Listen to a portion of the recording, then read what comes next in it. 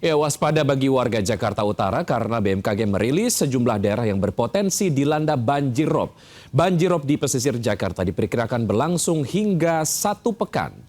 Banjirop di pesisir utara Jakarta telah dimulai sejak kemarin dan akan berlangsung hingga 27 November mendatang. Sejumlah wilayah yang berpotensi banjir diantaranya Kamal Muara, Kapuk Muara, Pluit, Ancol, Marunda hingga Muara Angke Penjaringan. Menurut BMKG, banjirop disebabkan fenomena fase bulan baru.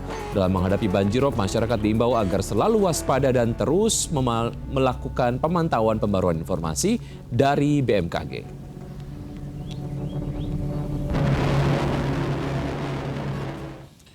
Untuk informasi selengkapnya, Anissa Rizkia di Muara Angke Penjaringan, Jakarta Utara akan melaporkan langsung untuk Anda. Selamat siang, Anissa. Bagaimana kondisi banjirop di sana, Anissa? Dan seperti apa persiapan warga menghadapi rop di sana? Ya, Wiki dan juga pemirsa, saat ini banjirop kembali terjadi di kawasan Jakarta Utara, yaitu tepatnya di Muara Angke, di RT 09 RW 22. Ketinggian air sudah mencapai 20 cm. Di layar televisi Anda bisa saksikan, Wiki dan juga pemirsa. Kalau dilihat, ini memang adanya bekas air laut yang kemarin sempat merendam. Ini setinggi sekiranya lebih dari 70 cm. Dan kalau dilihat memang ini adalah dampak dari banjirop yang terjadi tidak hanya hari ini, melainkan selama sepekan terakhir.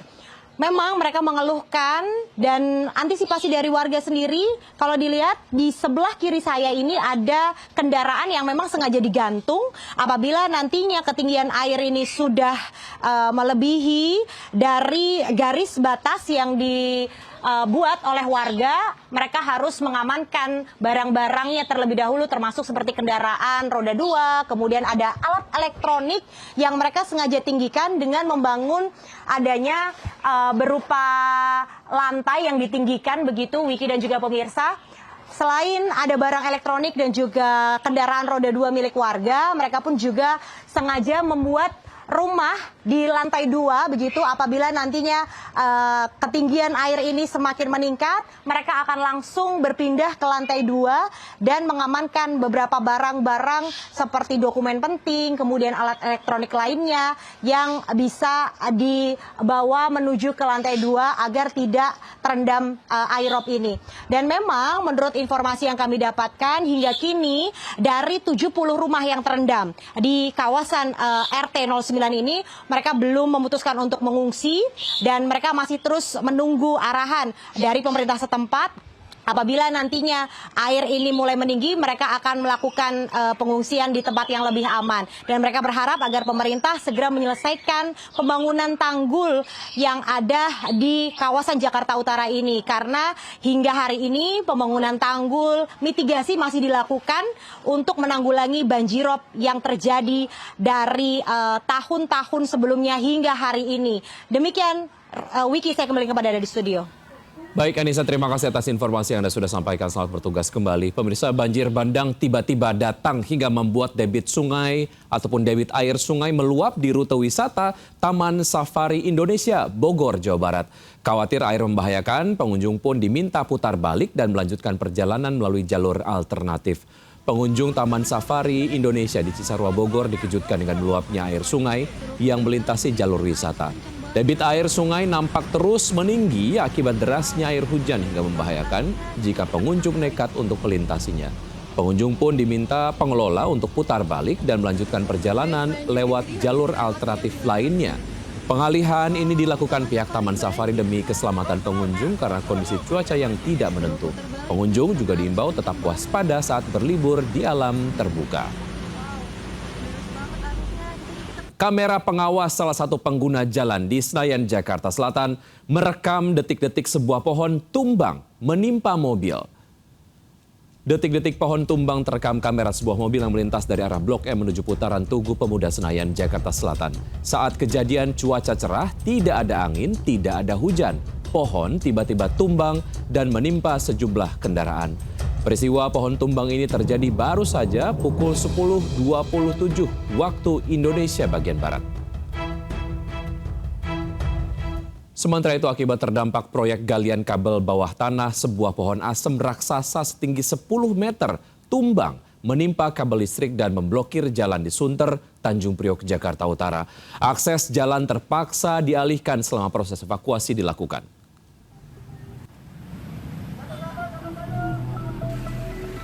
Pohon asem setinggi 10 meter tumbang dan menutup jalan raya Kedondong di wilayah Sunter, Tanjung Priok, Jakarta Utara. Selain menutupi jalan, pohon tumbang juga menimpa kabel listrik yang berada di pinggir jalan. Menurut warga, pohon yang sudah berusia belasan tahun ini tumbang diduga akibat adanya pengerjaan galian kabel bawah tanah. Tidak ada korban jiwa dalam peristiwa ini, namun akibatnya jalan raya Kedondong mengarah Danau Sunter sempat ditutup sementara. Dari Jakarta, Sofyan Firdaus, A-News melaporkan. Presiden Prabowo Subianto meminta agar anak-anak sekolah tidak lagi dikerahkan untuk menyambut kedatangannya saat kunjungan kerja ke daerah.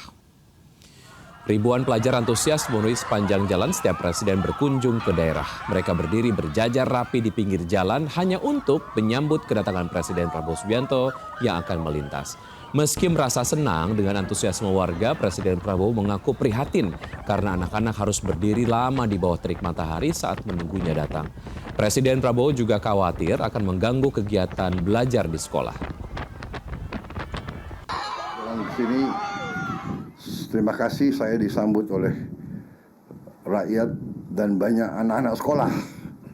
Saya terkesan tapi saya kasihan juga mereka berdiri lama di panas. Sehingga saya minta Sekretaris Kabinet nanti tolong dibuat surat ke semua bupati, wali kota kalau seandainya saya kunjungan kerja, mohon anak-anak sekolah tidak perlu nyambut saya di pinggir jalan. Biarlah mereka di sekolah masing-masing. Pemirsa, zaman sudah ganti. Kalau dulu Bapak dan Ibu guru mengandalkan papan kapur tulis untuk mengajar, sekarang beda lagi. Sebanyak 15.000 sekolah di seluruh Indonesia dapat kiriman papan tulis pintar untuk belajar mengajar.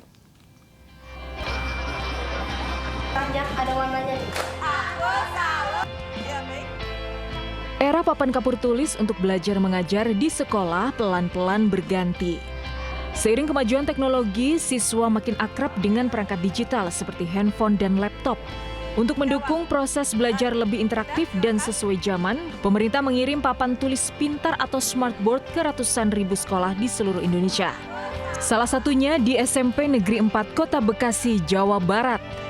Di sebelah saya ini adalah alat yang bernama PID atau yang biasa disebut papan interaktif digital atau smartboard. Jadi ini sebagai pengganti papan tulis, kemudian proyektor, kemudian komputer hingga layar presentasi dalam satu unit teknologi atau alat atau fasilitas ini, dan ini merupakan layar sentuh, jadi ini dapat mempermudah dalam proses pembelajaran para siswa-siswi di sekolah secara nasional.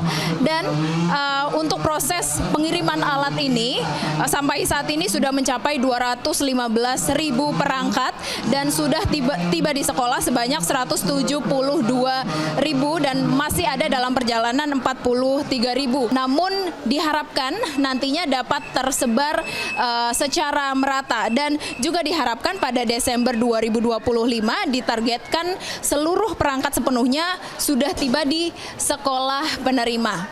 Dari Bekasi, Jawa Barat, Jen Cahyani bersama juru kamera Novan Dwi, iNews melaporkan.